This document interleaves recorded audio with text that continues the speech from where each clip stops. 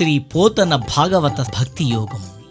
గానం అభినవ పోతన, ఆంధ్ర భాగవత శుకయోగి, బ్రహ్మశ్రీ వేదమూర్తులైన కరణె కృష్ణమూర్తి భాగవతార్ గారు.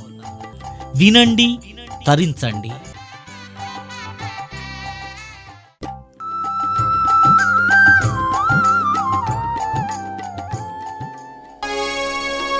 పలికెడిది భాగవతమట, పలికించు విపుడు రామభద్రుండట. నే పలికిన భవహరమగునట, పలికెద వేరుండుగాథ పలుకగనేలా. మహారాజా, ఆ నరకాసుర సంహారం కోసం బయలుదేరి వెళ్తే సత్యభామాదేవి అడ్డం వచ్చిందట. స్వామి, నేను కూడా వస్తానండి అని. ఏ వద్దు సత్య, అక్కడ యుద్ధాలు ఏంది, భీకరమైన హీంకారాలు హుంకారాలు ఉంటాయి, వద్దు అంటే. ఏమండి అబ్బా, మీరుండగా నాకేం భయం అండి అని బతినాడుతుంటే చూశాడు కృష్ణ పరమాత్మ. ఇది బతినాడుతుండగా తీసుకుపోకపోతే అలకమందిరం పోతే 3 రోజులు రావాలి మళ్ళా నేను అక్కడ. ఇదేం పీడ, రమ్మన్నాడు. ఇదంతా కూడా ఆయన సంకల్పమే. ఆ నరకాసురుడు వట్టిగా తెచ్చేవాడు కాదు. అలా సత్యభామదేవిని తీసుకొని వెళ్ళి రణరంగంలోకి వెళ్ళారు. మరి మురాసురుడు 5 తలకాయలున్న మురాసురుడిని సంహారం చేసినాడు. ఏనుగు పైన కూర్చొని త్రిశూలాన్ని పట్టుకొని వస్తూ ఉన్నాడు నరకాసురుడు. నరకాసురుడు ఎప్పుడైతే వచ్చాడో సత్యభామదేవి ముందరికి వచ్చిందట. ఏ సత్య, ఏమిటది? లేమా, ఓ సత్య లేమా అంటే, ఓ సుకుమారి, ఓ స్మార్టీ. సుకుమారి కంటే స్మార్టీ అప్పుడే అర్థమవుతుంది. తిక్కువాళ్ళ భాష కదా, మన గంట పెట్టిపోయినాడు. భాష నేర్చుకోవడం మంచిదే, కానీ అందులో ఈయన కాకూడదండి. చాలామంది కూడా చదువు రాని వాళ్ళకు కూడా ఇంగ్లీష్ అలవాటు చేసి పారేసింది అన్నట్టు. అయ్యా లేమా, ధనుజుల గెలువగలేమా, నీవేల గణగలేచి దివిడుర్రా లే మాను మానవేని వీళ్ళని విల్లందుకొనుము. ఈ దానముడు మేము గెలవలేమా, రా వెనక కూడా, లేకపోతే తీసుకో. అయ్యో తెండి తీసుకున్నది. ఇల్లు తీసుకొని నారిని ఉంచి యుద్ధం చేసేవాళ్ళే నారి కట్టాలి. నారిని కట్టి నారిని ఒక్కసారి పూరించిందట. శత్రువుల గుండెలో బండలు పడ్డవయ్యా పరీక్ష మహారాజా. ఎదుటి శత్రువులంతా సత్యభామను చూసి వీర శృంగార భయ రౌద్ర విస్మయములు కలిసి భామిని అయ్యనో అని ఆశ్చర్యముందిరి సుమ్మా. 5 రసాలు: వీరం, శృంగారం, భయం, రౌద్రం, విస్మయం. అలా యుద్ధం చేస్తుందట. యుద్ధం చేసుకుంటూ సెకండ్లలో రసాలు మారుస్తుందట. వాళ్ళతో యుద్ధం చేసినప్పుడు రౌద్రం, ఏమండి పక్కకే ఉన్నాడు కదా, మీలాగా చేస్తున్నానా అని కృష్ణుని దిక్కు చూసినప్పుడు శృంగారం. సెకండ్ల మీద రసాలు మార్చడం సత్యభామకే సాధ్యమైంది ఆ పరీక్ష మహారాజా. 16,108 చాలా అందంగా ఉంటుంది సత్యభామ. ఆ అందాన్ని తగ్గట్టు అహంకారం కూడా ఉంటుంది. 2 అహంకారాలే కదా, అందం, అహంకారం. ఏమండి మీలాగా చేస్తున్నానంటే బ్రహ్మాండంగా చేస్తున్నాం అన్నాడు. వాడు పారిపోయినాడు. ఎందుకంటే భూదేవి చేతులు తప్ప నరకాసురుడు ఎవరి చేతులు ఆవడు. వరం కోరుకుంది. భూదేవి అంశతోనే పుట్టింది సత్యభామ. అందుకే నేను వస్తానండి అనే బుద్ధిని కలిగించినాడు పరమాత్మ. సర్వస్య చాహం హృదయసన్నివిష్టో మత్త స్మృతి జ్ఞానమపోహనంచ. అందరి హృదయాల్లో నేనుండి నా బలాన్నే స్మృతి, జ్ఞానం, అపోహ, భ్రమలు కలుగుతావోయ్ అర్జున. కలిగించాడు అలా. వాడు పారిపోగానే సత్య ఇంటికి పోయినాక నువ్వు ఏది కోరుకుంటే అది ఇస్తాను పొమ్మన్నాడు సత్యభామతోని. మళ్ళీ తర్వాత నరకాసురుడు రాగానే సత్యభామను ఆనించుకొని సురచక్రాన్ని ప్రయోగం చేసి నరకాసుర సంహారం చేసినాడు. అప్పుడు భూదేవి వచ్చి కృష్ణ పరమాత్మ మెడలో పూలదండ వేసింది. నమస్తే దేవదేవేశ శంఖచక్ర గదాధరా భక్తేచ్ఛోభాక్తరూపాయ పరమాత్మం నమోస్తుతే. నమః పంకజనాభాయ నమః పంకజమాలినే నమః పంకజనేత్రాయ నమస్తే పంకజాంఘ్రియే.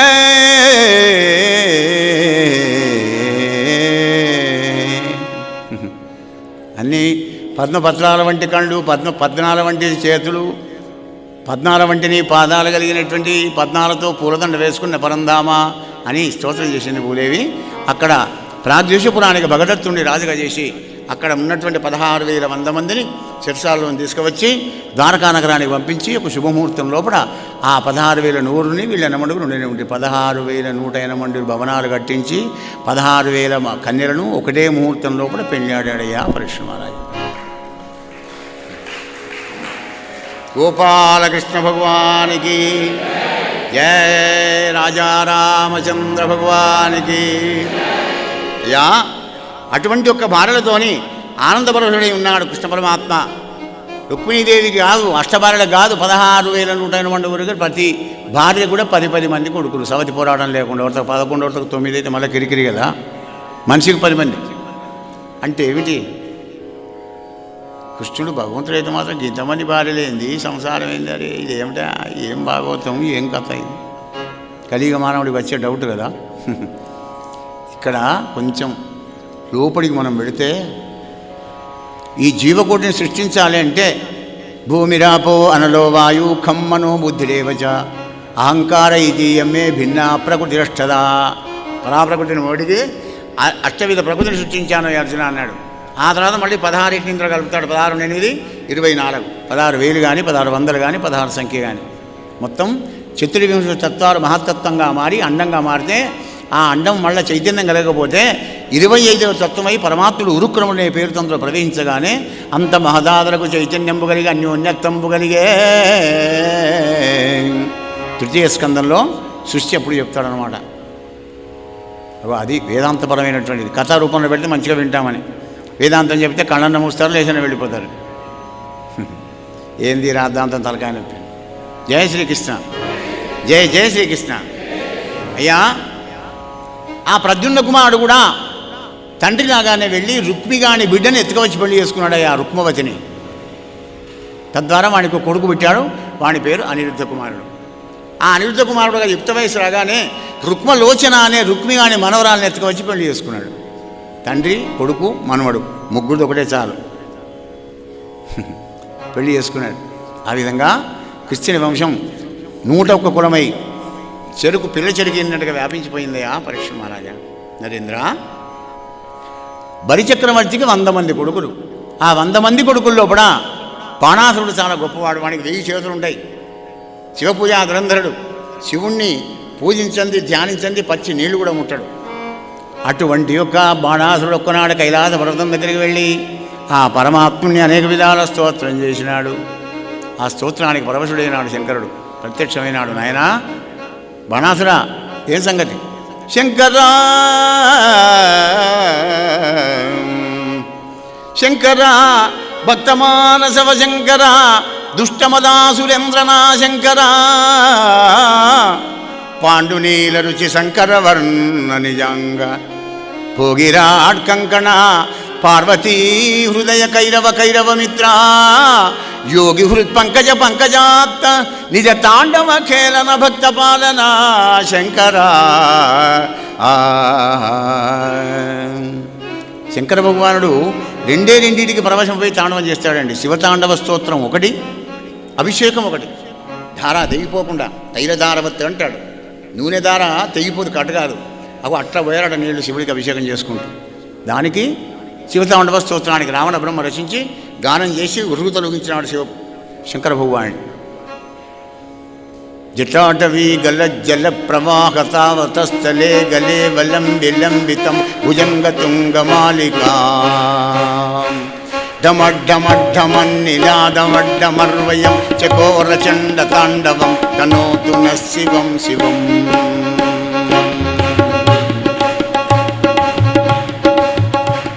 జయద్వదభ్రవిభ్రమ భ్రమద్భుజంగమద్రవత్సురత్కరాల బాలహవ్యవాన్ ధిమి ధిమి ధిమి ధిమి ధ్వనన్ మృదంగతుంగ మంగళధ్వనిక్రమ ప్రవర్తిత ప్రచండ తాండవ శివా.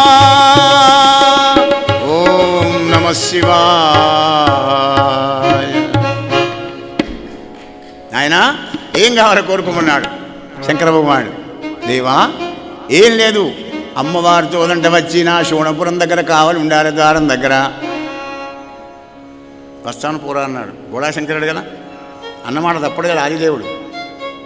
బయలుదేరాడు. ఇంటి ముందర కావాలి.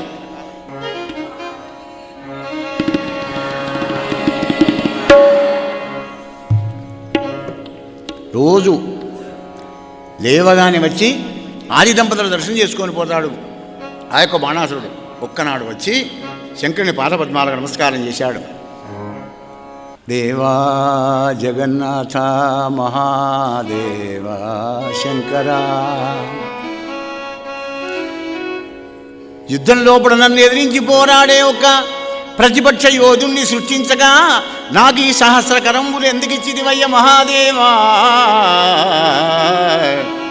ఎందుకయ్యా ఈ 1000 చేతులు ఎందుకు? నాతో యుద్ధం చేసే మునగాడలేడా? మరి నా కండూచి మా ఉపాయం లేదు కదా. గోకుడు పెడుతుంది నాకు దురద. ఈ గోకుడు ఎట్లా పోవాలి? కానా నా పరిస్థితిలో ఉన్నది కనుక కానమదీయ చండభుజ గర్వ పరక్రమ కేళికిన్ సముండి నిఖిలావనింగలడే ఓ ఇందు కళాధర ఒక నీవు దక్కా. చూసారా, 3 లోకాల వెతికిన ఎవ్వరు లేడు, చేస్తే నువ్వే చేయాలి, దా యుద్ధానికి అంటున్నాడు. కోపం వచ్చింది శంకరుడికి. ఛీ మూఢ హృదయ, నీ జెండా టెక్యం ఎప్పుడైతే కారణం లేకుండా కింద పడుతుందో అప్పుడు నా అంతవాడితో యుద్ధమై నీ కండుచి పోతుంది పోరవేదవా అన్నాడు. నీ అంతవాడు ఎవడు శివ? నీకే తెలుస్తుంది పో. అయింది కదా. రోజులు గడుస్తున్నాయి. ఆ బాణాసుడికి ఉషారాణి అనేటువంటి ఒక అమ్మాయి ఉంది. ఆ ఉష ఒక్కనాడు పూరపాను పోయి వడుకొని కలగన్నద కలలో ప్రద్యుమ్న కుమారుడు కౌగలించుకున్నట్టుగా కలగనింది. కలగాదు నిజంగానే అనుకొని నా కలలు నన్ను కౌగలించుకున్నవాడే పెళ్లి చేసుకోవాలి. అన్నం ముట్టు లేదు, పాలదావుడు లేదు, పలారం తిను లేదు, ఏం లేదు, స్నానం చేసుడు లేదు. 10 రోజులైంది, బక్క చెక్కిపోయింది పాపం, చిన్న ముఖమైంది. తల్లి పాపం, తల్లి బాధపడి ఈ బాణాసురుని మంత్రి కుంభాండు ఉన్నాడు అనుకో కూతురుంది, ఆమె పేరు చిత్రరేఖ. దాన్ని వినిపించింది ట్రీట్మెంట్ కోసం. మీ స్నేహితురాలేందో చేస్తున్నా చూడిపోవే అనగానే అది వచ్చింది దీని దగ్గరికి. ఏమిటే ఉషా, ఏంది నిషా చెప్పరాదా? ఎందుకు ఎలా ఉన్నావు ముభావంగా మాట్లాడే చెప్పవా? నాకంటే ఎవరున్నారే నీకు? వనితన ఆకర్మయనదైన వారు నీకు కలుగనేర్తుడని కోరిక తెలుపకున్న మీ అయ్యతోడన్నా. అబ్బ వదే వదే మరి చెప్పు, అయ్యతోడ ఎందుకు పడుతున్నావు మరి చెప్పు. చెప్తానే చెప్పు మరి.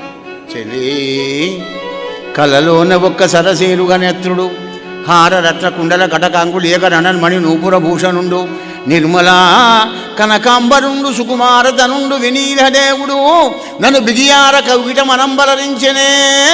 అయితే కరడ కబలించుకుంటే ఏమైంది? నీ కొంప మునిగిందా? లేదు లేదు, ఆ కరడ కౌగలించుకున్న వాడే నా భర్త కావాలి. ముని దుంపదేగా, ఇదెక్కడి కోరిక నీది? సరే, ఈ చిన్న విషయానికేనా నువ్వు దిగులు పడుతుంది? పో భోజనం చేసి రాపో. నాకు 7 రంగులు ఇప్పి 1 గంట లోపల మొత్తం చెప్పన్న దేశాధీశులు భూలోకం, పాతాళలోకం, పైలోకంలో ఉన్న వీరాది వీరుడు అందగాళ్ళ యొక్క కులగోత్రనామాలతో పటాలు వేస్తే వీడేం చెప్తే 3 గంటల్లో తెచ్చాప చెప్తాను. మన కంప్యూటర్ అయిపోయిందా గడిచేప్పుడు? కంప్యూటర్ అంటున్నదే, నాడే ఉండేనండి కంప్యూటర్. అప్పుడు మంత్రబలం ఉండేది, ఇప్పుడు యంత్రబలం అయింది. అంతే తేడా. మంత్రం నుంచే యంత్రం ముట్టాలి, గమనించండి. ఫార్ములా లేనిది ప్రాక్టికల్ ఎలా చేస్తావు నువ్వు కదా? మన పూర్వ ఋషులది ఫార్ములా. ఇప్పుడు మనం చేసేటువంటిది దాన్ని కాపీ కొట్టి ఇది కనుక్కున్నాం అది కనుక్కున్నాం అంటున్నారు, కానీ ఏది కనుక్కొని ఇద్దరికి కనుక్కొని పెట్టున్నాయన్నీ ఆల్రెడీ. జై శ్రీకృష్ణ. యా బొమ్మలు వేసింది, తిని వచ్చి చూపించింది. పైలోకంలో వాళ్ళు అందగాళ్ళను యక్ష గంధర్వ కిన్నెర కింపురుష పన్నగులందరూ చూపింది. వీళ్ళు కాదే, వీళ్ళు కాదా? 56 రాజ్యాల రాజులను చూపించింది. ఏహే వీళ్ళు కూడా కాదు, వీడు కాదా? జరాసంధుడు చాలా గొప్ప వీరాది వీరుడు. ఏహే వీడు కాదే. మరి కళింగుడు వీడు. బ్రాహ్మణ భక్తి, దైవభక్తి, ధర్మమార్గంలో జీవించే చంద్రవంశంలో ఉన్నటువంటి ధర్మజ భీమ అర్జున నకల సాదేవుడు వీళ్ళా? మరి ఏహే వీళ్ళు కాదే.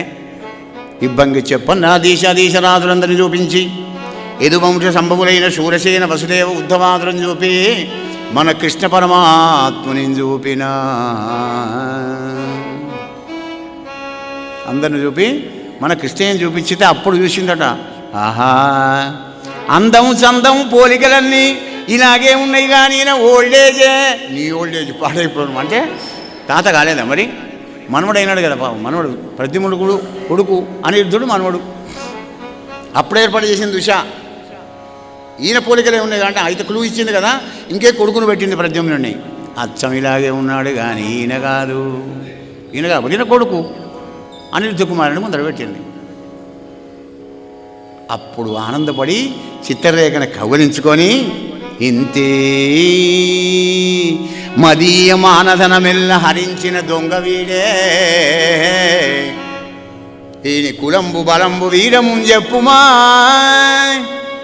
యాదవంశం అనే సముద్రంలో పుట్టిన చంద్రుడే వీరాది వీరుడు, కృష్ణుని యొక్క మనవడు, చాలా గొప్పవాడు. ద్వారకలో ఉంటాడు, పేరు అనిరుద్ధుడు. వీడిని తీసుకువస్తా కానీ ఇప్పుడు కాదు, పూర్వరాత్రి పోని. పూర్వరాత్రి పోయినాక తీసుకువస్తా. పూర్వరాత్రి పోవాలంటే 10:30, 11 కావాలి. సరే అన్నది, సంతోషపడింది ఉష. మరి 10:30కు మెల్లగా బయలుదేరి వెళ్ళింది. కానీ దైవం బలీయం కదా, ఆ ద్వారకానగరం చుట్టూ సుదర్శన చక్రం తిరుగుతుందండి బాడీగార్డ్. ఇది ఎటుపోతే అటే వచ్చి అడ్డగిస్తున్నది. అది బిక్కమొగం వేసింది. దీన్ని తక్కుటమారాలు, కంప్యూటర్ ఏం పనికి రాలేదు అక్కడ.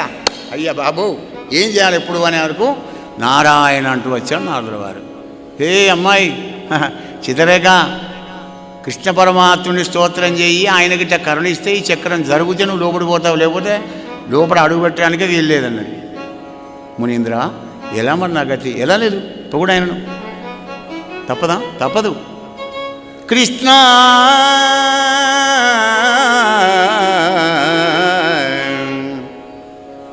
కరుణా జోడరావ మురళీ మోహన, కరుణా జోడరావ మురళీ మోహన, నిరంతరము నీలమేఘ శ్యామ, నిరంతరము నీలమేఘ శ్యామ, దేవత సార్వభౌమ, కరుణా జోడలేవ మురళీ మోహన.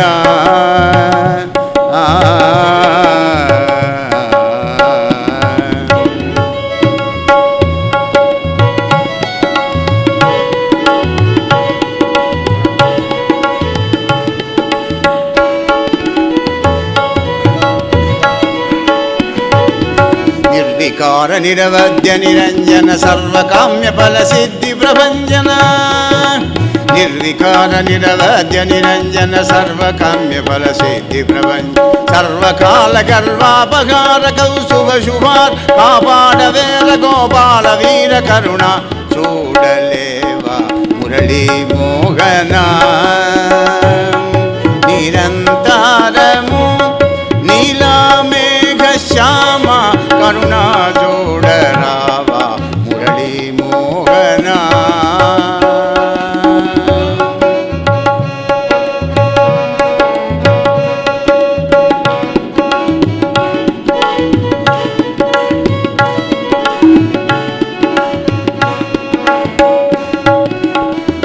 గోపాలకృష్ణ భగవానికి. అప్పుడు చక్రం పక్క జరిగింది. పోయి చంద్రకాంత శిలాభవనం లోపల నిజమార్య సంగతులు కూర్చున్నటువంటి పడుకున్నటువంటి ఒక మహానుభావుని ఎత్తుకు వచ్చి శోణపురంలో పెట్టింది చిత్రరేఖ. 4 మాసాలు కామభోగాలు అనుభవించారు ఉషాసుందరి అను అనిరుద్ధ కుమారుడు.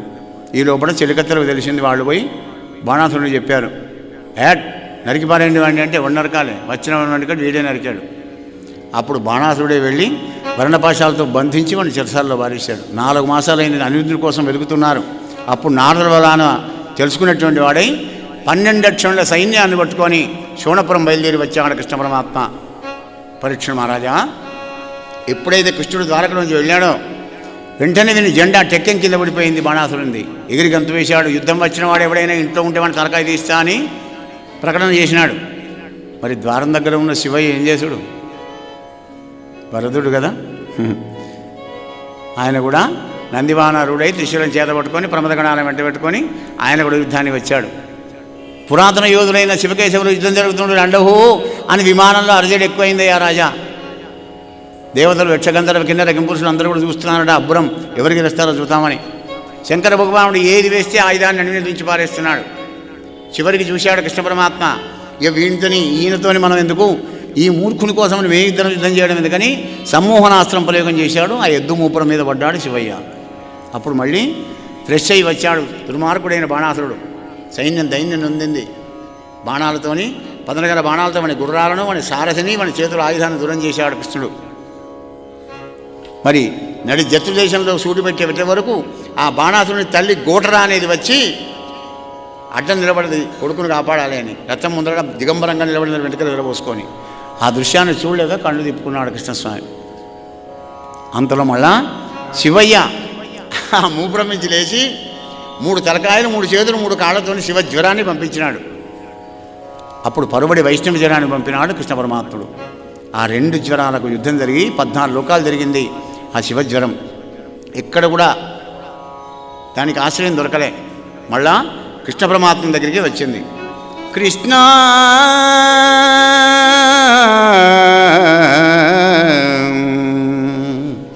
కృష్ణ కృష్ణ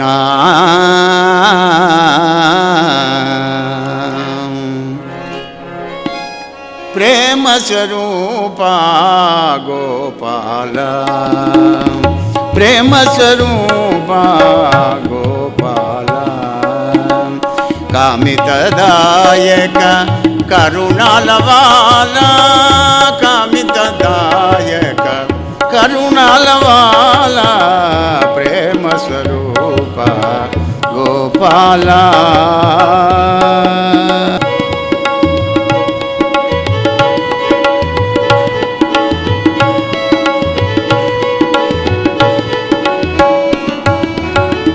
ఆశ్రిత జనపాల అనురాగ గుణశీల ఆశ్రిత జనపాల అనురాగ గుణశీల ఆదిదేవ పరబ్రహ్మ స్వరూప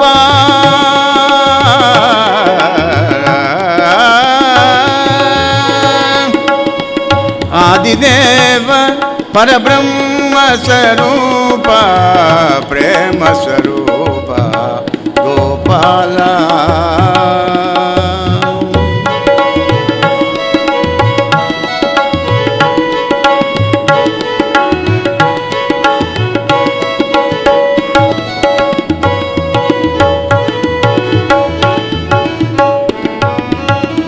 శృంగార రసములుక సంగీత సుధ జిలుక కృష్ణ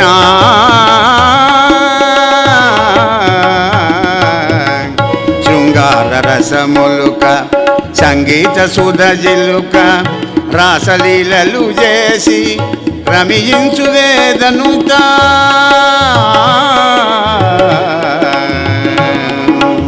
పతిత పావన నీదు దాపు చేరితినయ్యా పతిత పావన నీదు దాపు చేరితినయ్యా కృష్ణదాస కవి పోష గుంజ పడిగే పురవాస కృష్ణదాస కవి పోష గుంజ పడిగే పురవాస ప్రేమ స్వరూప గోపాల కామితదాయక కరుణాలవాల ప్రేమ స్వరూప గోపాల.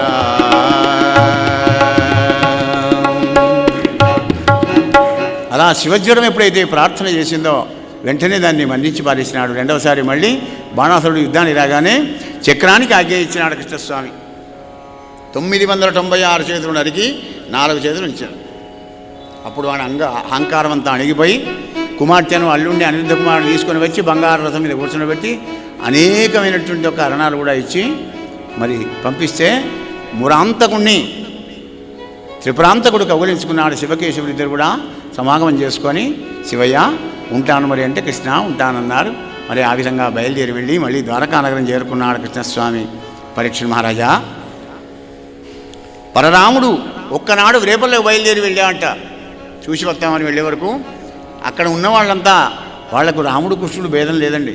బలరాముడితోని చైత్రమాసంలో పోతే అక్కడ వారుని మధు బాగా స్రవిస్తే ఆ మధుపానం బాగా చేసి ఆ గోపికలతోని విహరించినాడు మానవుడు. ఆ యొక్క రాముడు విహరించే వరకు చెమటలు పెట్టినాయి. అల్లంత దూరంలో ఉన్న యమునను పిలిచాడు. ఏమునా మేము స్నానం చేయాలి రమ్మన్నాడు. అయినా తాగి ఉన్నాడు కదా అని మత్తులో ఉన్నాడని సడ్డ చేయలేదట. నాగలు తీశాడు. గడగడ వణుకుంటూ వచ్చి పూలదండ వేసి బలరామా అంగనలు నీ యొక్క బలపరాకం నిలుస్తానా స్వామి అని మళ్ళీ ప్రసన్న చేసుకుందయ్యా. అది ఒక బలరాముని గొప్పతనం అంత గొప్పది. మహారాజా పౌండ్రక దేశాన్ని పరిపాలిస్తున్నాడు. కాశీని రాజధానిగా చేసుకొని వాసుదేవుడు పౌండ్రక వాసుదేవుడిని నామకరణం చేసుకున్నాడు. కృష్ణుడి పేరే వాసుదేవుడు ఎందుకు ఉండాలి? నేను కూడా వాసుదేవుడిని పెట్టుకుంటా అన్నాడు. అయ్యా పెట్టుకోవచ్చు కానీ ఆయన నీలమేఘశ్యాముడు అండి, నేను రంగు రాసుకుంటా అయ్యి ఆయనకు 4 చేతులు ఉంటాయి, ఇంకో 2 మనం ఎక్స్ట్రా పెట్టించుకున్నాం ఆర్టిఫిషియల్. అయ్యా మరి ఆయన చేతిలో శంఖం చక్రం గదా పద్మం ఉంటాయి, మనం చేయిస్తాం గోల్డ్ స్మిత్తో, ఏం తప్ప మనకేం తక్కువైంది. అలా అహంకారంతో విల్లవీగవాడిని కృష్ణ పరమాత్ముడు వచ్చి 11 లక్షల సైన్యంతో వచ్చి పౌండ్రక వాసుదేవుని దుష్ట సంహారం చేసి వాడిని జ్యోతి వచ్చి కృష్ణుని లోపలనే కలిసిపోయిందయ్యా పరీక్ష నరేంద్ర మహారాజా. ఈ విధంగా దుష్ట శిక్ష రక్షణ ధర్మ సంరక్షణ కోసమని బలరామకృష్ణుడు ఇద్దరు కూడా వివిధ లీలలు కూడా చేస్తూ ఉన్నారయ్యా అని చెప్పి ఆ పారాశర్య నందనుడైనటువంటి సుఖదేవుల వారు అభిమన్యుని పుత్రునితో అంటున్నారు, మహారాజా కృష్ణ పరమాత్ముని దివ్యలీలలు తిరుగుతామనుకున్నాడు నారద మహర్షి ఒకసారి. ఈయన 16,108 ఉంటున్నాడా, లేకుంటే ఒక్క దుక్కునే ఉండిగిట్టే ఈ నాటకం ఆడుతున్నాడా? డౌట్ వచ్చినాడు, ఏం పని లేదు, ఈ పని పెట్టుకున్నాడు. ఇంటికి పోయినాడు, ఒక ఇంటికి వేరు, ఓహో మునీంద్ర స్వామి రారా అని ఆసనం అర్ఘ్యం పాఠ్యం ఇచ్చాడు. అయ్యా నేను సంసారిని దుఃఖి, నువ్వు సన్యాసిని సుఖి, ఏం సేవ చేయమంటావు అన్నాడు. అయ్యా ఏం లేదు కృష్ణయ్య, నీ దర్శనం కోసం వచ్చేవి, నేను వెళుతున్నా అన్నాడు. వెళుతున్నావు కానీ ఇక్కడ నేను ఉండేట్టు ఎవరికి చెప్పకు. ఎందుకు చెప్తా స్వామి అంటే లేడనుకుంటున్నాడు పాప నారదుడు. మళ్ళీ ఇంట్లో పోయారు, అక్కడ ఉన్నాడు, ఇంకో ఇంట్లో పోయారు, ఇంకా ఉన్నాడు, 50-60 ఇళ్ళు తిరిగాడండి. ఇక ఏం తిరుగుతాడు, ఇక కాళ్ళు నొప్పులు పట్టే పాపం పరీక్ష నరేంద్ర. అలా అన్ని ఇళ్లలో చూస్తుంటే ఒక ఇంట్లో ఉన్న రూపం మళ్ళొక ఇంట్లో లేదట. అలా వివిధ భంగిమల్లో కనబడ్డ కృష్ణుని యొక్క లీలలు కూడా తెలుసుకొని, మాయురే కృష్ణ వరదా నీ లీలలు తెలియవారెవరు, తామర శాసన ముఖ్యులైనా నీ పాద దాసులు దక్క అన్యులు తెలియలేరు కృష్ణ మాయురే హరిహరి వరదా అని పొగిడి ఊరుకున్నాడు కృష్ణస్వామి. ఒక్కనాడు కృష్ణుడు రాజ్యసభకు రాగానే అక్కడ బ్రాహ్మడు వచ్చాడు. బ్రాహ్మడు వచ్చి, కృష్ణ గిరివ్రజపట్టణంలో కూడా జరాసంధుడు 21,000 రాజులను బంధించాడు, వాళ్ళందరూ కలిసి వాళ్ళ బాధను చెప్పుకోవడానికి నీ దగ్గరికి పంపించారు కృష్ణయ్య అని వివరించినాడు. వివరించగానే అంతలోకి నారదుడు వస్తే నారదుడిని అడిగాడు, నారదా నువ్వు ఎక్కడి నుంచి వస్తున్నావు, ఏం సంగతి, ఇప్పుడు పాండవులు ఏమనుకుంటారో చెప్పు అంటే, ఏం లేదు కృష్ణయ్య రాయసయాగం చేయాలనుకుంటున్నారు, అంతకంటే ఏం లేదు అన్నాడు. అవునా, మరి నారదా రాయసయాగం ఎలా అవుతుంది అని ఒక బ్రాహ్మడు చెప్పాడు కదా, జరాసంధ వధ అయితేనే రాయసయాగం అవుతుంది. ఎందుకంటే భారతదేశం అంతా జయించిన అర్హత ఉన్నవాడే రాయసయాగం చేయాలి. కనుక నువ్వు వెళ్ళి బాసటగా ఉండి పాండవుల చేత జరాసంధుని చంపించి రాజయాగం చేయి నారాయణ అంటే ఆయన వెళ్ళిపోయాడు. ఉద్ధవా నువ్వేమంటావు? దేవముని చెప్పినట్టుగా కృష్ణ ఆ జరాసంధుడు ఎంత దుర్మార్గుడైనా కానీ వాడికి బ్రాహ్మణ భక్తి ఎక్కువ కనుక భీముడు నువ్వు అర్జునుడు ముగ్గురు బ్రాహ్మణ వేషాలు వేసుకొని బయలుదేరి వెళ్ళండి, అభయం తీసుకొని భీముని చేత చంపి. బాగుంది ఐడియా, ఉపాయం అన్నాడు అని వచ్చాడు. ఇంద్రప్రస్థపురం పాండవుల దగ్గర చేరుకున్నాడు మితజనుడు కొందరిని తీసుకొని. అప్పుడు ధర్మరాజు ఎదురుగా వచ్చి స్వాగతం పలికి ఆ యొక్క కృష్ణ పరమాత్మని లోపలి తీసుకుపోయి ఆ రాత్రి ఇంద్రియాలకు విశ్రాంతినిచ్చి మళ్ళీ ప్రాతకాల సమయం లోపల సభ తీర్చాడు. అష్టవిధ మంత్రులు ఉన్నారు, సామంతులు ఉన్నారు, పౌరాణికులు ఉన్నారు, జ్యోతిష్శాస్త్రవేత్తలు ఉన్నారు, పురోహితులు ఉన్నారు. కృష్ణుడికి ప్రత్యేకమైన సింహాసనం వేసి కూర్చుండబెట్టాడు ధర్మానందనుడు. కృష్ణ రాయసయాగం చేయాలనే తలంపైతే నాకు కలిగింది, కానీ దాన్ని నిర్వహించే బాధ్యత నీదే మాధవ అన్నాడు. అని దైవతత్వాన్ని ధర్మమూర్తి చెబుతున్నది. ఈ పద్యాన్ని ఆలకించి వినండి. దైవం ఎలా చిక్కుతుంది, ఎవరికి చిక్కుతుంది, ఎలా చిక్కుతుంది? కృష్ణ కృష్ణ ఎవరు నీ పదంబుజములెప్పుడు గొల్తురు భక్తి నిష్ఠులై, ఎవ్వరు నిన్ను ప్రేమను తీయింతురు భూరి వివేకశాలులై, అవిమలాత్ములందుదురు ఉదంచిత శోభన నిత్య సౌఖ్యముల్నివ్వటిలంగా. కృష్ణ నిన్ను నేర్చి భజించిన రిత్తవోమునే, నేర్చి సత్సంగంలో కూడా నేర్చుకో, సద్గురు దగ్గర నేర్చుకో, సద్గ్రంథాన్ని చదువుకుంటూ నేర్చుకో, సదాలోచనలతో నేర్చుకున్న తర్వాతే దైవం దగ్గరికి రా. అది భాగవత సందేశం. నేర్చుకోకుండా గుడ్డిగా నమ్మకం. అది సందేశం అన్నమాట. ఇంకే శుభస్య శీఘ్రం ధర్మనందన, నేను 4 తమ్ములను దూరం అన్నాడు. 4 దిక్కులకు 4 తమ్ములను తోలిచ్చాడు. నెల రోజుల లోపల అందరు కంట్రిబ్యూషన్ వసూలు చేసుకొని వచ్చారు. ధర్మరాజు రాజశాఖం చేస్తున్నాడు. పుణ్యలగ్నంలో ఏమిస్తారు, ఏ ప్రాంతంలో ఏది ఎక్కువ దిగుబడి అయితే దాన్ని తీసుకువచ్చి పారేశారు. భాండాగారాలన్నీ నింపారు. కానీ అప్పుడు అర్జునుడు అన్నాడు, అన్నయ్య నేను జరాసంధం దగ్గరికి పోలేను, వానితో యుద్ధం చేయలేదు. వాడు మాత్రం కప్పమేయలే. తలకాయ ఏమట్టుకున్నాడు ధర్మరాజు. అప్పుడు కృష్ణుడు అన్నాడు, నేనున్నా కదా ధర్మనందన, ఉద్ధవుడు చెప్పిన ఉపాయం ఉన్నది అన్నాడు. ఈయన కాదట. చూసారా, కర్తృత్వం ఒక్క కూడా ఉంచుకోడు కృష్ణయ్య. ఉద్ధవుడు చెప్పిన ఉపాయం రేపు మంచిగా చెడ్డైనా ఉద్ధవుడు అనుండి కానీ నన్ను అనకుండి అని నిర్లేపుడే ఉంటాడు. పద్మపత్ర విమాంబస అన్నాడు. అందుకే దామరాకు నీళ్ళలో ఎలా ఉంటుందో నేను అలాగే ఉంటాను. బ్రాహ్మణ భక్తి కలిగిన జరాసంధుడికి మేము ముగ్గురం, అర్జునుడు, భీముడు, నేను పోయి బ్రాహ్మణ వేషంలో వెళ్ళి ఆజిభిక్ష అడిగి మరి యుద్ధంలో భీముని చేత వాడిని చంపిస్తానయ్యా, నువ్వేం బాధపడకన్నాడు అని ప్రాగ్జపురానికి బయలుదేరి వెళ్ళారు భీముడు, అర్జునుడు, కృష్ణ పరమాత్మ. అక్కడికి వెళ్ళి, హే రాజా, అతిథి పూజ దురంధరుడవని మేము దూరం నుంచి వచ్చామయ్యా, చాలా గొప్ప దాతవని అని అన్నాడు. అంటే వాడు ఏర్పాటు చేసేటప్పుడే మీ రూపాలు బ్రాహ్మణ వేషంలోనే ఉన్నాయి కానీ మీ భాష మాత్రం క్షత్రియులాగా ఉన్నదన్నాడు. అయినా బ్రాహ్మణ వేషాలు వేసుకున్నారు కనుక ఏం కావన్నో కోరుకోండి అన్నాడు. మగధాధీశ మాకీయవలే ఆజిభిక్ష, యుద్ధభిక్ష కావాలి, ఇచ్చాను పొండి అన్నాడు. ఇంకేమున్నది, నేను కృష్ణుడిని వాడు, అర్జునుడు వాడు, భీముడు, నీ ఇష్టమైన వాళ్ళతో యుద్ధం చేయి. కృష్ణ నీతో యుద్ధం చేస్తే 18 సార్లు ఓడిపోయినావు అంటే నేను ఓడిపోయినా అని చెప్పుకోడు కదా. ఇక అర్జునుడు వయసులో చిన్నవాడు, సమవుజ్జి అయినటువంటి భీముడు నేనే సరే కనుక భీముడు నేను యుద్ధం చేస్తాం, మేము కూడా కదే అనుకున్నామన్నాడు. యుద్ధం చేస్తున్నారు. భీముడు జరాసంధుడు 3-4 సార్లు చీరి పారేశాడు కానీ ఉల్టా వారేసుడు లేదు. మళ్ళీ అతుకుతున్నాడు వాడు. కృష్ణ పరమాత్మ ఒక గడ్డిపోతను జీరుకొని ఇట్లా పట్టుకొని చుట్టూ తిరుగుతుంటే అర్జునుడు అన్నాడు, బావా ఇదేం సంగతి, ఏం లేదు మీ అన్నగాడు నా దగ్గర చూస్తాడో చెప్పుదాం సంజ్ఞాడు చూస్తాడు, నేనేం చేయాలి మరి ఎట్లా బావా, ఏం కాదు, మెయ్యి బాగా నొస్తచుడు, బాధ అయినప్పుడు నా దిక్కు చూస్తాడు, అప్పుడు నేను చెప్తా వాడికి. 7-8 సార్లు చీరి పారేసాడండి. దమ్ము మొస శ్రమ వస్తుంది పాపం. అతకంగానే వాడు ఫ్రెష్ అవుతున్నాడు. ఈ నల్లోడు ఏదో ఫిట్టింగ్ పెడతాడని ఇట్ట విషయాడు గుట్లు తెరిచి భీముడు. నీ చూపు పాడగానే ఇతరే చూస్తే అయిపోవు కదా, అట్టగా అన్నాడు, ఉల్టా పల్టా పారేశాడు. గోపాలకృష్ణ భగవానికి. భగవంతుడు మన చుట్టూ తిరుగుతున్నా కానీ ఆయన దిక్కు మనం చూడకపోతే ప్రయోజనం ఏముంది చెప్పండి. ఎప్పుడు చూస్తాం, మన వల్ల కాకపోతే శక్తిహీనమైతే గజేంద్రుని వల్లే 1000 సంవత్సరాలు యుద్ధం చేశాక పూర్వ పుణ్యఫల దివ్యజ్ఞాన సంపత్తి ఉంటే అప్పుడు మొత్తుకున్నాడు గజేంద్రుడు. అప్పటిదాకా బాగుంది దైవం దిక్కు. ఎందుకు మన భౌతిక బలం కావాలి కదా, మన అహంకారం మమకారం చావాలి కదా. ఒకప్పుడు వాడిని శరణం పొందుతాం, అదే మొదలు శరణం పొందితే వందుడు. అది జీవలక్షణం. జయ శ్రీకృష్ణ.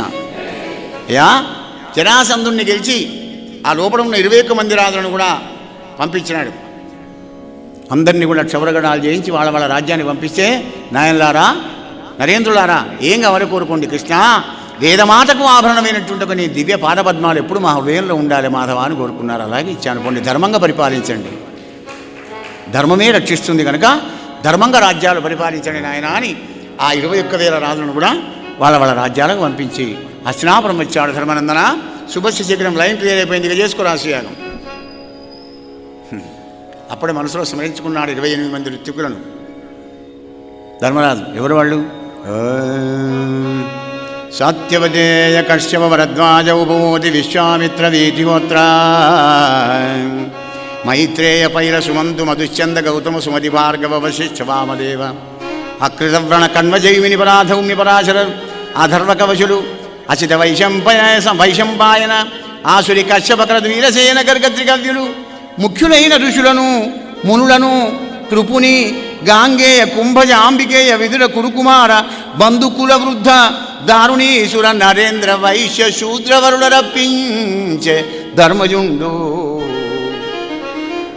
ఆలార్ వెల్కమ్, అందరు ఆహ్వానితులే, అందరు దిగారు యజ్ఞానికి. మరి బంగారు నాగలతోని యజ్ఞగుండం మొదలు దున్ని దాంట్లో బంగారంతో హోమగుండం కట్టారు. వ్యాసుడు అన్నాడు, నాయన ధర్మనందన కంకణం కట్టుకుంటావు, సంకల్పం చెప్తాను, తర్వాత నువ్వు లేచిపోవడానికి ఇక్కడ వీరుండదు కనుక నువ్వు ఒక్కడే అన్ని బాధ్యత పనులు చేయలేవు, నీకు నమ్మకం ఉన్న వాళ్ళకు పనులు అయిపోయిపోన్నాడు. అప్పుడు ధర్మరాజు మెల్లగా చూడండి, ధర్మరాజు రాజకీయం మెత్తడి పులి భారతంలో కూడా. ధర్మరాజును అర్థం చేసుకోవడం అంత సాధ్యం కాదు. దుర్యోధనునికి యజ్ఞానికి వచ్చిన వాళ్ళు పట్టుకురారు కదా, యజ్ఞానికి వచ్చిన వాళ్ళు ఇచ్చే కానుకలు రత్నాలు వజ్రాలు వైడూర్యాలన్నీ తీసుకొని చేతులతో తీసుకొని ఓరగుబట్టే పోర్టుపోలియోను దుర్యోధనుడికి ఇచ్చాడు. వాడ ఆ బహుమానాలన్నీ లోపల పెట్టుకుంటే, అబ్బా నిన్న మొన్నటి వెనుక నిలవ నీడలేక ఉండిన పాండవులు నేడు దుర్నిరీక్షులై రాజసూయాగ మహద్దర నిర్వహణంతో సార్వభౌమ పదవి నొందుటయా. ఇదంతా యుకనుల అరగాంచు చూచి నేను ఇక్కడ పెట్టాడు. ఏం మాట్లాడసం కాదు, ఏమనాశం మనసులో దస్తున్నాడు.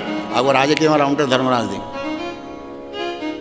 మహారాజా, ఆర్తిజాతము కోరినట్టి వస్తువులందగా పంచిడగర ఆదాతనూజిని. యజ్ఞానికి వచ్చిన వాళ్ళు ఏది అడిగితే అది లేదనకుండా ఇవ్వడానికి దానవీరశూర కరుణి పెట్టినాడు. సకలాన్నపానములు వండింప భీమసేనుని. నరభీమ పాకం అంటారు, నరుడు లేడు కానీ భీమన్న పాకం. మంతెన్న వంట కుప్పలు వార వస్తున్నాడు, వాడు తీయడి, వాడు పుల్లడిది, వాడు చప్పగా ఉండే స్వీటు, డబల్ కమీటా ఉండేది స్వీటు మస్తు వండించేట్టు తింటున్నారు బ్రాహ్మణంతా. మరి కృష్ణ పరమాత్మ దగ్గర ఆంతరంగ పరిచారికగా ఉండే పోర్టుపోలియో అర్జునుడికి ఇచ్చినాడు. నకులుడు యజ్ఞంలో ఉన్న ఋత్వికులు ఏది చెప్తే తీసుకువచ్చే బాధ్యత నకులునికి. ఇక సహదేవునికి దేవగురు వృద్ధ దాత్రీసురావళను అరసి పూజింప సహదేవుని. అతిథులు, అభ్యాగతులు, గురువులు, వృద్ధులు, బ్రాహ్మణోత్తములు వస్తారు కదా, వాళ్ళ అర్హతను పూజించి వాళ్ళని కూర్చోబెట్టే బాధ్యత సహదేవునికి. మరి రాజా, మరి అఖిల జనుల బొలుచు మృష్టాన్నత తులంజేయ ద్రౌపది నియోగించే ధర్మసుతుడు. హోమ్ మినిస్టర్కు ఎంత పెద్ద బాధ్యతను అప్పచెప్పాడో చూడండి. ఎంత పెద్ద బాధ్యత. వెనక ముందు అందరు తిన్నారా లేదా, ఎవరైనా తినకపోతే మాత్రమా పాపం వాళ్ళకే. ఆమె ఓపిక పంచాలి, యజ్ఞసేని కదా, అగ్నికుండా నుంచి పుట్టిన తల్లి కదా. ఇంకే భోజనాలు నడుస్తూ ఉన్నాయి, అందరు తింటున్నారు. 7 రోజులు యజ్ఞం సంపూర్తిగా అయింది, నిర్విఘ్నంగా నడుస్తూ ఉన్నది. 7వ నాడు అగ్రపూజ చేయాలని భీష్ముడిని అడిగితే, ఆయన నీకంటే నాకే ఎక్కువ తెలుసు, అందరు చాలా గొప్ప వాళ్ళని ఇష్టం వచ్చిన వాళ్ళకి చేయమన్నాడు. అప్పుడు సహదేవుడు అన్నాడు, అన్నయ్య అమాయకులాగా వాళ్ళని వెళ్ళి ఎందుకు అడుగుతావు అన్నయ్య, ఇతడే కృష్ణుడు, ఇతడే కృష్ణుడు, ఇతడు కన్నులొక ఇంచుకమోడ్చిన ఈ చరాచర స్థిత భువనంబులన్ని నశించు, అవి తెరచిన విటతంబుగా ప్రభవించు. కళ్ళు మూస్తే ప్రళయం, కళ్ళు తెరిస్తే సృష్టి జరుగుతుంది. అటువంటి ఈ పురుషోత్తముని జగదీశుని ఈ అనంతుని సర్వశక్తు చిద్రూపకుని అగ్రపూజ చేయుమా. అలాగా అందరూ ఆనందపడ్డారు, ఆహా సహదేవుడు ఎంత బుద్ధిమంతుడు అని. అప్పుడు ద్రౌపదీదేవి బంగారు కలశం, పళ్ళెం, నీళ్లు, తాంబూలం, దక్షిణ అన్నీ పట్టుకొని అంతెత్తు గద్దె మీద రత్న సింహాసనం వేసి కూర్చుండబెడితే దానికి ధర్మరాజు చేయబడి తీసుకొని పోతున్నాడు. పూజా సామాన్లన్నీ పట్టుకొని 4 తమ్ములు వస్తూ ఉన్నారు. కూర్చుండబెట్టి పూలదండ వేసి కాళ్ళు గడిగి దక్షిణ తాంబూలం ఇచ్చి ఆయన పాద నమస్కారం చేసుకుంటూ నిశ్శబ్ద వాతావరణం, అందరూ ఆనందంగా ఉండే లోపలనే, హే ధర్మనందనా, నువ్వొక్కడవు ధర్మాతులవని యజ్ఞానికి మీద రావడం జరిగింది. ఇంతమంది పాత్ర వివేకం చేయవచ్చిన విజ్ఞాన నిపుణులు, ఉన్నత సత్వగుణ గరిష్ఠులు, మహదైశ్వర్య శక్తిధరులు, పరతత్వ వేదులు, అఖిలలోక పూజ్యులు, మరి విగత పాపులు పరమ యోగేంద్రుడైన ఇంతమంది బ్రహ్మ ఋషులు, రాజఋషులు ఉండగా ఈ గొల్లవానికి ఏం పూజన చేస్తున్నావయ్యా అన్నాడు శిశుపాలుడు.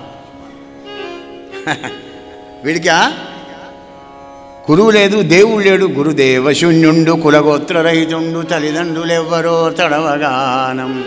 నిందాస్తుతి రూపంలో ఉన్న పద్యం ఇది. కేవలం నిందైతే పోతన కలంలోకి రాదది.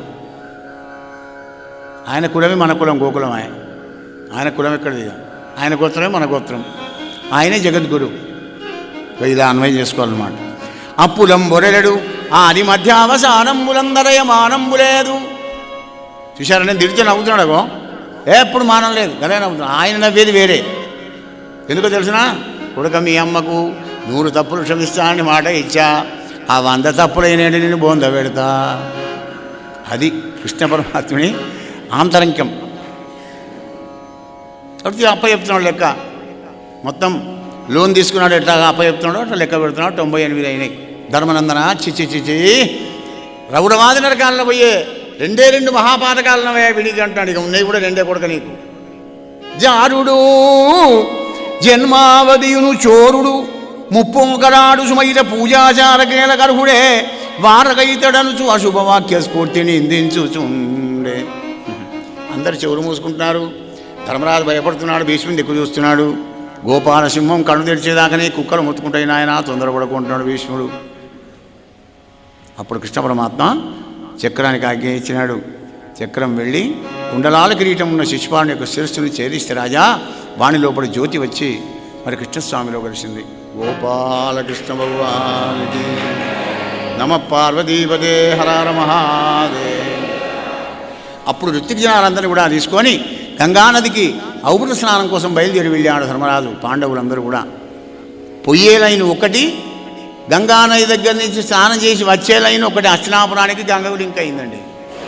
ఎంతమంది చూడండి, వాహనాల మీద కొందరు, నడుచుకుంటూ కొందరు, ఏనుగుల మీద కొందరు, గుర్రాల మీద కొందరు, రథాల మీద కొందరు. ఔపృత స్నానం. ఎందుకంటే ఎన్ని పాపాలు చేసినా ఔపృత స్నానంతో పునీతుడైతాడు కనుక ధర్మరాజు ఆ విధంగా ఔపృత స్నానం చేసి వచ్చి ఆ 28 మంది ఋత్వికులకు వాళ్ళు కోరుకున్న దక్షిణ తాంబూలాలు కూడా ఇచ్చి అందరినీ ఆనందపెట్టాడయ్యా పరీక్ష మహారాజా. 1000 మంది, లక్షల మంది, ఎన్నో యజ్ఞాలు చూశాం కానీ ఆహా ధర్మరాజు యొక్క మహాయజ్ఞాన్ని పోలినటువంటి యజ్ఞం లేదయ్యా అని ఆనందపడ్డారట. కానీ ఒక్క దుర్యోధనుడు మాత్రం అసూయపడ్డాడయ్యా. ఇప్పుడు పరీక్షిత్ అన్నాడు, ఏమయ్యా ఇన్ని లక్షల మందికి ఆనందం కలిగిన ఈ అశ్వమేధ ఈ రాయసీయాగం మరొక్క దుర్యోధనుడికి ఎందుకు కాలేదు అంటే, ఈ దుర్యోధనుడు సామాన్యుడు కాదయా. ఈ రాయసూయాగానికి విడిది ఏది ఇచ్చారు? మయసభ ఇచ్చారు.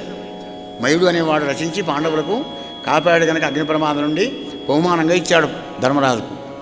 ఆ మయసభ విచిత్రం ఏమిటంటే, ధర్మం మీద వాసన ధర్మాత్మార్గంలో జీవించేవాడికి యాజ్ ఇట్ ఈజ్ ఉన్నది ఉన్నట్టు కనబడుతుంది. ధర్మం లేని వాడికి ఉన్నది లేనట్టుగా, లేనిది ఉన్నట్టుగా కనబడుతుంది. ఇక వీనికి విడిదిచ్చారు. అది అందులోకి పోయి ఇది ఇందులో ఆహా మయునిలోకోత్తర కళాకౌశలం ఉద్యానవనమున కాసారమా అని మెల్లగా చెంగుల మీదకి పట్టుకొని కాలు పెట్టాడు. పెట్టేవారు ఏం లేదు, పట్టిదే. ఆహా మయునిలోకోత్తర కళాకౌశలం అనుకుంటూ మంచిగా పోతున్నాడు. పేరు మళ్ళా కళ కనబడ్డది, అదే అనుకొని మంచి కాలు పెట్టి పెట్టామని పడ్డాడు అందులో. ఆహా రామా. అప్పుడు భీమసేనుడు నవ్వాడు. ఆ చెలికత్తెలందరూ నవ్వుతే ద్రౌపది నవ్విందని అపోహపడ్డాడు ఈ మూర్ఖుడు. అగో అప్పటి నుంచి పాండవులంటే వీడికి మా దండి కోపమయ్యా. అసలు వీళ్ళకి అసూయ ద్వేషాలు చిన్నప్పటి నుంచే.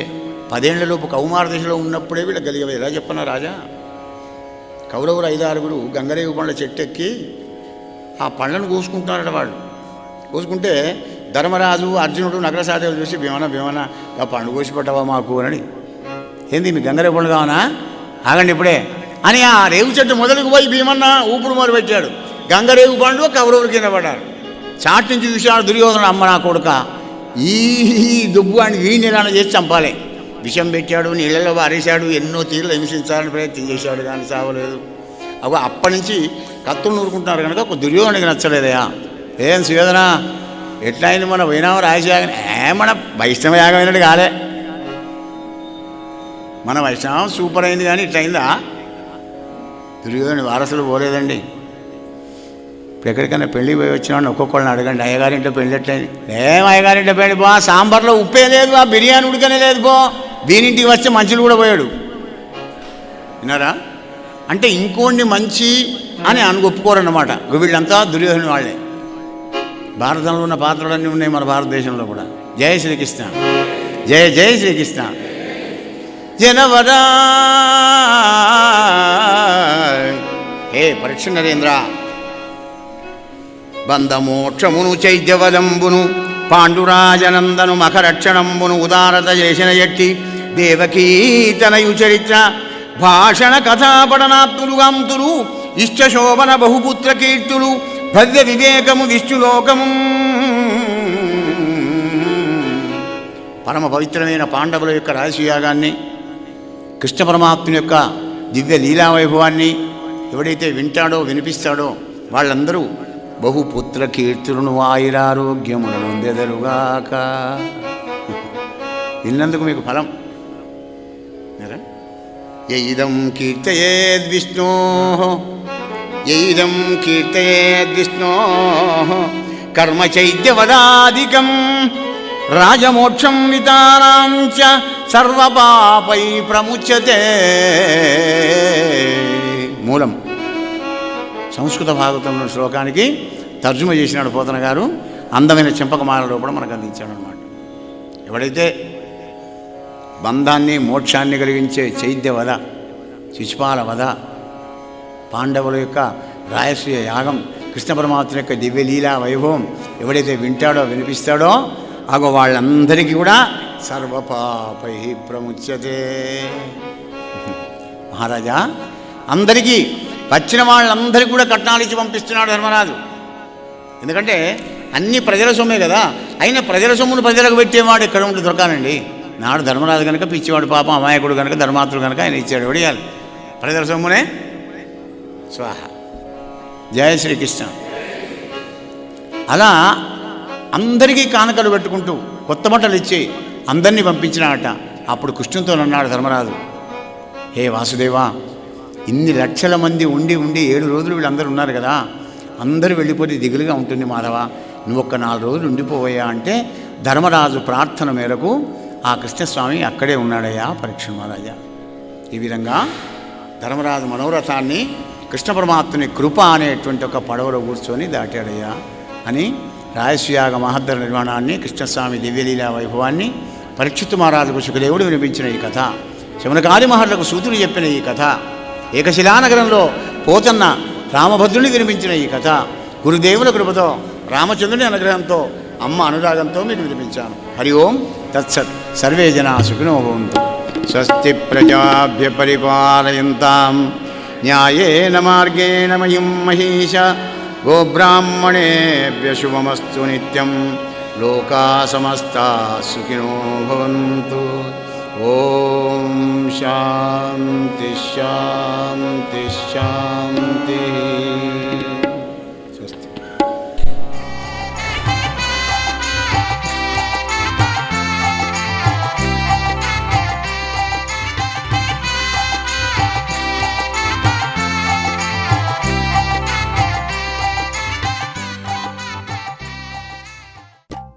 శ్రీ పోతన భాగవత భక్తి యోగం. గానం అభినవ పోతన, ఆంధ్ర భాగవత శుకయోగి, బ్రహ్మశ్రీ వేదమూర్తులైన కరణ్య కృష్ణమూర్తి భాగవతార్ గారు. వినండి, తరించండి.